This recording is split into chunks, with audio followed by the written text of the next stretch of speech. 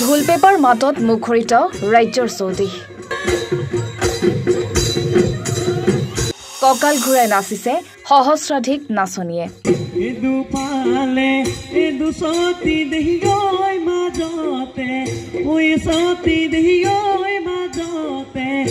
ঢোল পেপাৰ মাতত ৰজন জনাই থকা এই পৰিৱেশ হৈছে টিংখাঙৰ টিংখাঙত চলি আছিল বিহু নাচৰ কৰ্মশালা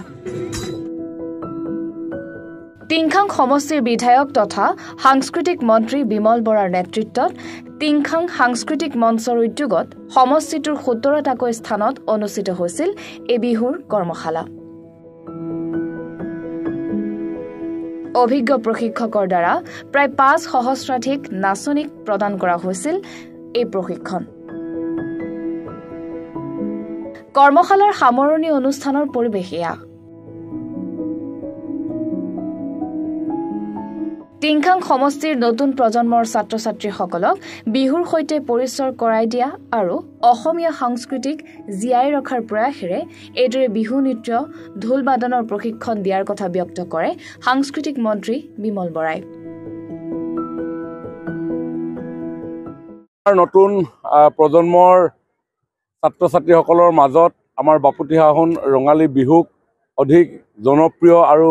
বিহুক জনাৰ বুজাৰ এটা পৰিৱেশ নিৰ্মাণ কৰিবৰ কাৰণে আমি বহু বছৰ ধৰি ছাত্ৰ-ছাত্ৰীসকলৰ মাজত বিহু নাচ ঢোল বাদন ইত্যাদিসমূহৰ প্ৰশিক্ষণ দি আহিছিলোঁ আৰু আজিও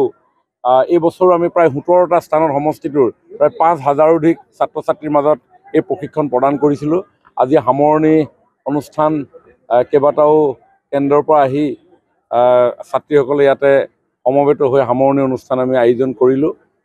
ভূপেন দাই গাই থৈ গৈছে যে বহাগ মাথো এটি ঋতু নহয় বহাগ এটি মাহ অসমীয়া জাতিৰ আয়ুস ৰেখা গণ জীৱনৰ ই হাঁহ বহাগৰ মাজত কেৱল মাত্ৰ গীত নৃত্য এইবিলাকে যে লুকাই আছে এনেধৰণৰ নহয় কাৰণ বহাগৰ মাজত বিহুৰ মাজত আমাৰ লোক পৰম্পৰা লোক কৃষ্টি লোক সংস্কৃতি লোক সাজপাৰ লোক অলংকাৰ লোক বাদ্য সকলোবিলাক প্ৰয়োভৰ ঘটিছে আৰু ইয়ে আমাৰ জনজীৱনলৈ সাহস হিচাপে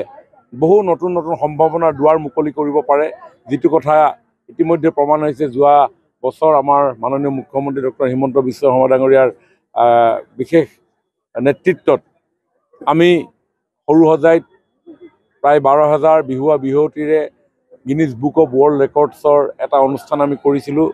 যাৰ ফলত সমগ্ৰ বিশ্বই বিহুৰ এই আনন্দ সুন্দৰ ৰূপ দেখিবৰ কাৰণে সক্ষম হৈছিল বিহুৰ মাজত এনেকুৱা ধৰণৰ এটা শক্তিশালী সৌন্দৰ্য যে লুকাই আছিল হয়তো আপুনি মই আমি অনুভৱ কৰা নাছিলোঁ আমি সৰু সুৰাকৈ সকলোৱে জানো বিহু সকলোৱে গাওঁ সকলোৱে নাচোঁ কিন্তু সমন্বিত প্ৰচেষ্টাৰে বিশাল আয়োজনৰ মাজত যে এটা শক্তিশালী সৌন্দৰ্য তাত সোমাই থাকিব পাৰে হয়তো আমি ভবা নাছিলোঁ কিন্তু যোৱা বছৰ এই অনুষ্ঠানৰ জৰিয়তে আমি সকলোৱে অনুভৱ কৰিলোঁ আৰু তাৰ ফলত আমাৰ ৰিহাখন জিলিকি উঠিল আমাৰ গামখাৰু জিলিকি উঠিল আমাৰ ভমকাফুলীয়া মেখেলাখন জিলিকি উঠিল যাৰ জৰিয়তে আমাৰ এই থলুৱা শিল্পী কলা কুশলীসকলৰ জীৱনৰ কাৰণে এটা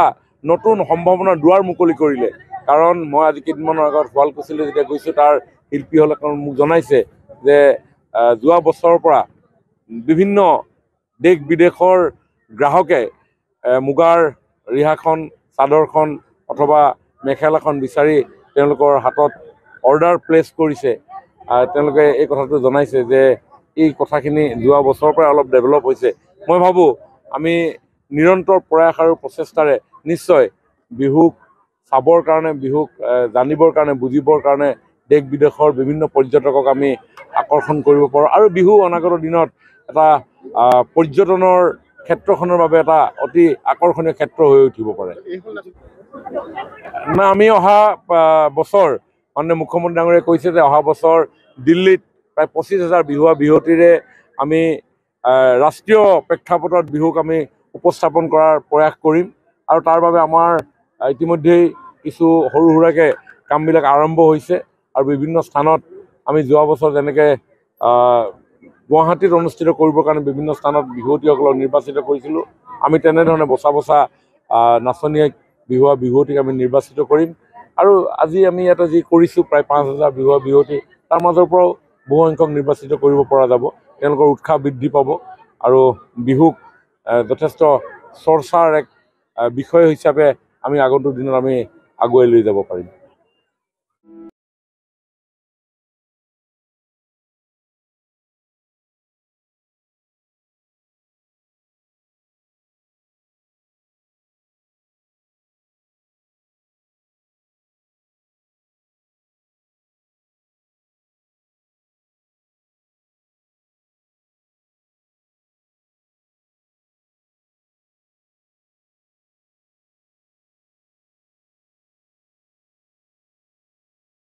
Join BSc Nursing and GNM at St. Martha Institute of Nursing, Guwahati under SM Group of Institutions.